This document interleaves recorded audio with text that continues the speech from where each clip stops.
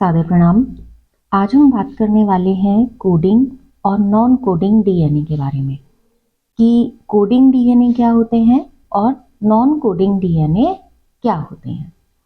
तो इनको शुरू करने से पहले यहाँ पर हम पढ़ चुके हैं जो छोटे छोटे डेफिनेशंस हैं इसकी, उनके बारे में। देखिए, सबसे पहले बात करते हैं कोडिंग डीएनए की। कोडिंग डीएनए को हिंदी में बोला जाता है क्रियाशील डीएनए। ठीक है, यानी कि जो क्या करेगा, क्रिया में प्रतिभाग करेगा, तो उनको बोला जाता है क्रियाशील डीएनए। अब देखिए यहाँ पर क्या होता है, जो कोडिंग डीएनए होता है, कोडिंग डीएनए को सिस्ट्रॉन को ये प्रेजेंट करता है। अब सिस्ट्रॉन क्या होता है? सिस्ट्रॉन वो होते हैं जो डीएनए का एक तरीके का सेगमेंट है जो पॉलीपेप्टाइड की कोडिंग में हेल्प करता है। तो सिस्ट्रॉन से रिलेटेड क्वेश्चन रहता है तो उसकी यहाँ पर बात कर लेते हैं कि सिस्ट्रॉन क्या होते हैं। पॉलीपेप्टाइड की कोडिंग करने का काम करते हैं। डीएनए का एक सेगमेंट होता है जिसे बोला जाता है सिस्ट्रॉन। अब रही बात कोडिंग डीएनए, यानी कि सिस्ट्रॉन को ये तो रिप्रेजेंट कर ही रहा है, लेकिन जो नॉन कोडिंग डीएनए होते हैं उनके बीच बीच में, मान लीजिए नॉन कोडिंग डीएनए है, इनके बीच बीच में ये कहीं कहीं प्रेजेंट होता है। ठीक है, और ये आरएनए, हिस्टोन प्रोटीन और एंजाइम के संश्लेषण से संबंधित होगा, यानी कि उनका सिंथेसिस करेगा। किसका? हिस्टोन प्रोटीन का सिंथेसिस करेगा। ठीक हो गया।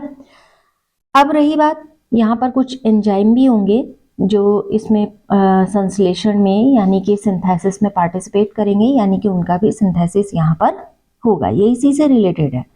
ठीक हो गया।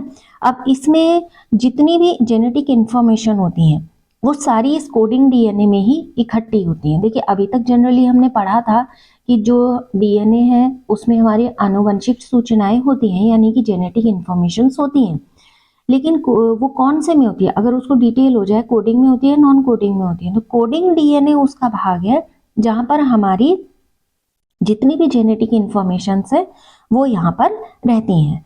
अब इसमें क्या होते हैं, पूछा फर्दर क्वेश्चन हो सकता है यहाँ पर कि अगर मान लीजिए हम बार बार बात करते हैं म्यूटेशन की, जैसे लास्ट टॉपिक भी हमने म्यूटेशन पढ़ा, तो म्यूटेशन होता किस में है? जब दो तरीके के डीएनए है, कोडिंग डीएनए है और एक नॉन कोडिंग डीएनए है, तो किसमें म्यूटेशन होगा? तो जो कोडिंग डीएनए है उसी में क्या होगा, म्यूटेशन होगा। क्यों होगा? क्योंकि देखिए, जब चेंजिंग ही नहीं होगी तो वहां पर म्यूटेशन शो ही नहीं करेगा। तो यहाँ पर चेंजिंग हो रही है, दैट मीन्स म्यूटेशन यहीं पर मिलेगा। ठीक हो गया। अब रही बात, जनरल कुछ क्वेश्चंस ना लॉजिकली भी सॉल्व हो जाएंगे अगर आप उसकी थोड़ी सी एक्टिविटी को ध्यान से देखेंगे तो।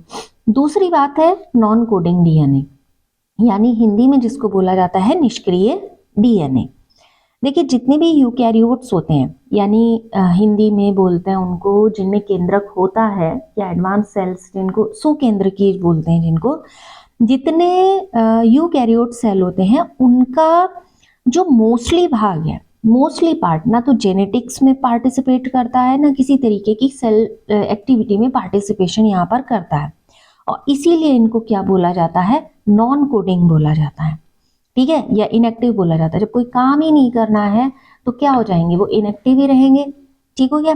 अब इसमें होता क्या है कि नाइट्रोजनस बेस होते हैं, ये जो नाइट्रोजन बेस है, इन नाइट्रोजन बेस के सीक्वेंसिंग में कई बार ये क्या करते हैं, अपने आप को रिपीट करना शुरू कर देते हैं। तो हमें पता है कि नाइट्रोजनस बेस का एक प्रॉपर सीक्वेंस होता है। तो नॉन कोडिंग क्या करते हैं, ये नाइट्रोजनस बेस के कई बार यहाँ पर रिपीटिशन स्टार्ट हो जाता है, तो इसी वजह से इसको दूसरे नाम से भी जाना जाता है, इसे रिपीटिशन डीएनए भी बोला जाता है। ठीक है, तो रिपीटिशन डीएनए मतलब non coding DNA, genetic information उसमें नहीं है, और नाइट्रोजन बेस क्या हो रहा है, लगातार अपने आप को बार बार अपने आप को क्या कर रहा है, रिपीट कर रहा है। ठीक है। अब इनकी देखिए एक्चुअल कहाँ पर रिपीटिशन होगा, कहाँ पर ये इस तरीके के बेस पेयर में चेंजेस आ रहे हैं, तो पता तो होता नहीं है, कोई प्रेडिक्शन तो है नहीं। तो हमने एक और टॉपिक पढ़ा है जिसमें जंपिंग जीन, तो जहाँ पर ये चेंजेस होते हैं, यानी कि इनकी कोई सिचुएशन निश्चित है नहीं, कोई सर्टेन पोजीशन है नहीं, तो निश्चित स्थिति ना होने के कारण इनको क्या बोला जाता है? Jumping gene. ठीक है, जंपिंग जीन रिलेटेड भी हम पढ़ चुके हैं। फिलहाल ये दो छोटे से टॉपिक थे, कोडिंग डीएनए और नॉन कोडिंग डीएनए। तो आशा है आपको सही लगा होगा। नेक्स्ट वीडियो के साथ फिर प्रेजेंट होंगे आपके सामने। तब तक के लिए बहुत बहुत धन्यवाद।